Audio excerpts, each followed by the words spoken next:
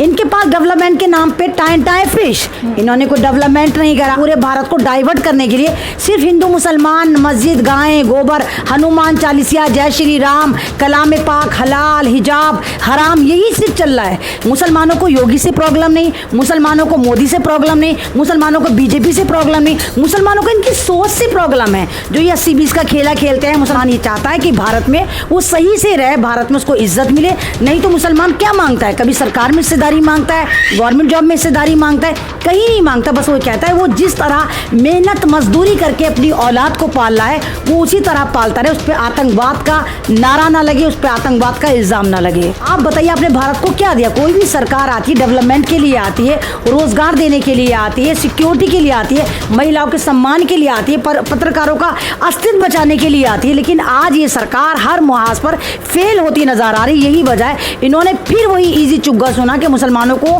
हम टारगेट करते हैं। मुसलमान तो भारत का 70 साल से पिटता ही चला आ रहा है। कोई भी सरकार हो ये सिर्फ मुसलमानों का ही शिकार करती है, मुसलमानों को ही मारती है। यूएपी भी मुसलमानों पर लगता है, जेलों में भी मुसलमान भरा जाता है और आतंकवादी का ठप्पा भी मुसलमान पे ही लगता है। बाबा का बुलडोजर हो, मामा का बुलडोजर हो, या फिर इस तरह नहीं होता कि अखंड भारत बनाएंगे। पहले जो भारत में है उनको तो अखंड कर लो, उनको तो एक कर लो। यहाँ जो तुम 80-20 का खेला खेल रहे हो इसको तो बंद करो। यहाँ सिर्फ ये लोगों को लूट रहे हैं, ये गुजराती चोर हुए या ये नागपुर की क्या देश में मस्जिद मुसलमान टारगेट बन चुका है?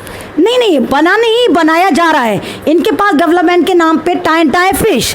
इन्होंने कोई डेवलपमेंट नहीं करा। अब पूरे भारत के जो नज़रिया चेंज करने के लिए, पूरे भारत को डाइवर्ट करने के लिए सिर्फ हिंदू मुसलमान, मस्जिद, गायें, गोबर, हनुमान चालीसा, जय श्री राम, कलाम पाक, हलाल, हिजाब, हराम, यही सिर्फ चल रहा है। तो एक देश के मुद्दे होते हैं। आप बताइए आपने भारत को क्या दिया? कोई भी सरकार आती है डेवलपमेंट के लिए आती है, रोजगार देने के लिए आती है, सिक्योरिटी के लिए आती है, महिलाओं के सम्मान के लिए आती है, पत्रकारों का अस्तित्व बचाने के लिए आती है। लेकिन आज ये सरकार हर मुहाज पर फेल होती नजर आ रही। यही वजह है इन्होंने फिर वही इजी चुग्गा सुना कि मुसलमानों को हम टारगेट करते हैं। मुसलमान तो भारत का 70 साल से पिटता ही चला आ रहा है। कोई भी सरकार हो ये सिर्फ मुसलमानों का ही शिकार करती है, मुसलमानों को ही मारती है। यूएपी भी मुसलमानों पर लगता है, जेलों में भी मुसलमान भरा जाता है और आतंकवादी का ठप्पा भी मुसलमान पे ही लगता है। बाबा का बुलडोजर हो, मामा का बुलडोजर हो, या फिर इनके बगौल जो दिल्ली का कमीन मिश्रा है उसके बगौल जो जिहाद कंट्रोल बोर्ड यानी जेसीबी हो, वो हर जगह सिर्फ मुसलमानों पर ही कार्रवाई करता नजर आता है। लेकिन अमन, इस बार तो 7 जो आरोपी हैं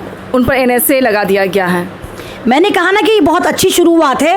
और मैं शायद अगर आप मुझे पहले सुनिए तो मैं ये कहती चली आ रही हूँ कि सन 2024 तक ऐसे हालात नज़र आते हैं कि शायद उत्तर प्रदेश के जो लोग हैं कहीं ना कहीं वो बीजेपी की झोली में जाना शुरू हो जाएंगे, क्योंकि इनके पास अब कोई मुद्दा बचा नहीं। और जिस तरह गठबंधन से उत्तर प्रदेश की सरकार जीत कर सीट बचा पाई है, मात्र 5 लाख वोटों का फ़र्क है उत्तर प्रदेश की सरकार में।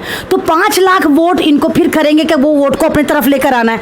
तो कहीं ना कहीं सन 2027 में जो इलेक्शन होंगे शायद इनका नहीं 27 में जो वहां पर दोबारा इलेक्शन होंगे ना मुख्यमंत्री के, तो उसमें कहीं ना कहीं ये मुसलमानों को अपने फेवर में लेंगे और मुसलमानों के लिए काम करेंगे। मुसलमानों को योगी से प्रॉब्लम नहीं, मुसलमानों को मोदी से प्रॉब्लम नहीं, मुसलमानों को बीजेपी से प्रॉब्लम नहीं, मुसलमानों को इनकी सोच से प्रॉब्लम है। जो ये 80-20 का खेला खेलते हैं, मुसलमानों के खिलाफ कार्रवाई करते हैं और जो आरएसएस के भगवा गुंडे हैं खुल्ला मुसलमानों की महिलाओं के बलात्कार की बात करते हैं, इस्लाम को टारगेट करते हैं, कलाम पाक को शहीद करते हैं, हलाल हराम पे लटक जाते हैं। या आप देखिए किस तरह कर्नाटक में इन्होंने उत्पाद मचाया। सिर्फ मुसलमानों को इस बात की प्रॉब्लम, मुसलमान ये चाहता है कि भारत में वो सही से रहे, भारत में उसको इज्जत मिले। नहीं तो मुसलमान क्या मांगता है? कभी सरकार में हिस्सेदारी मांगता है, गवर्नमेंट जॉब में हिस्सेदारी मांगता है, कहीं नहीं मांगता। बस वो कहता है वो जिस तरह मेहनत मजदूरी करके अपनी औलाद को पाल रहा है वो उसी तरह पालता रहे, उस पर आतंकवाद का नारा ना लगे, उस पर आतंकवाद का इल्जाम ना लगे।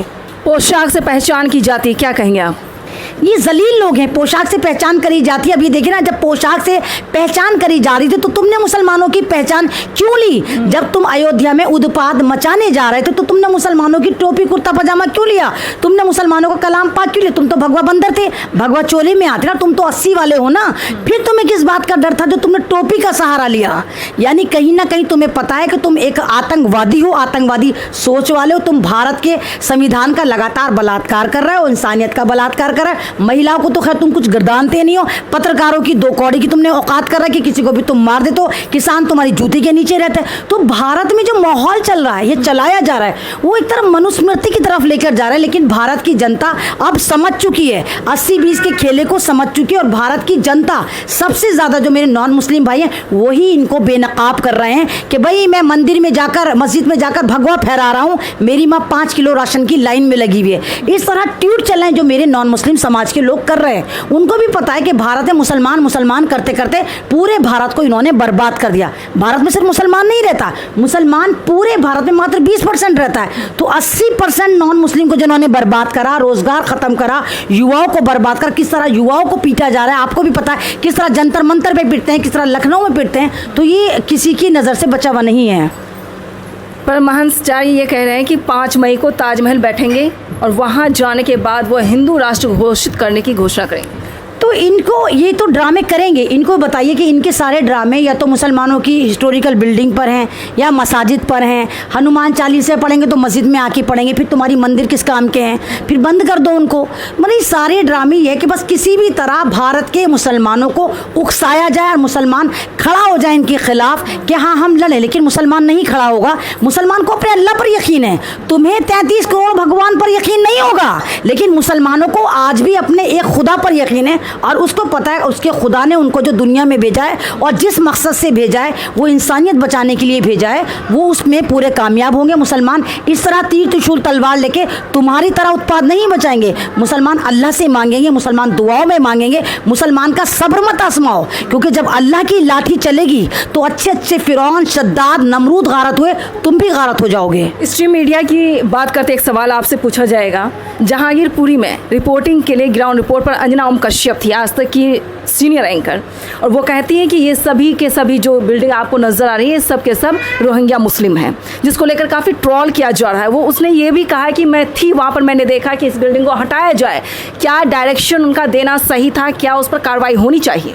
ये पत्रकार जो हैं बीजेपी के प्रवक्ता हैं, इन्हें पत्रकार मत कहिए।